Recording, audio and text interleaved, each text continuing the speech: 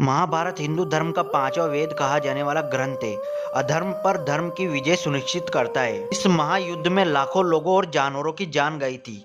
महाभारत में एक से बढ़कर एक योद्धाओं की कहानियां और न जाने कितने रहस्य छुपे हुए हैं। इनके बारे में ज्यादातर लोगों को जानकारी नहीं है। दोस्तों, बहुत समय पहले की बात है। एक तानाशाह राजा रहता था जो स्वभाव में बहुत ही अहंकारी और दुष्ट था। एक दिन वह नदी किनारे भ्रमण पर निकला था, जहां उसने एक पेड़ पर ढेर सारे हंसों को बैठे हुए देखा। सिर्फ अपने मनोरंजन के लिए उस राजा ने उस पेड़ पर जलता हुआ जाल फेंक दिया, जिसमें 100 हंसों की जान चली गई और बचे हुए हंस जो जाल से निकलने में कामयाब हो गए थे, उनकी आंखें चली गई थी। 50 जन्मों के बाद वो राजा धृतराष्ट्र बना, जो जन्म से ही अंधा था, और उसके 100 पुत्रों की जान महाभारत के युद्ध में चली गई थी। युद्ध खत्म होने के बाद धृतराष्ट्र ने यह दृश्य अपनी दिव्य दृष्टि से देखा और श्री कृष्ण से सवाल किया कि उस कर्म के भुगतान के लिए उन्होंने इस जन्म को ही क्यों चुना। उसका भुगतान पहले भी हो सकता था।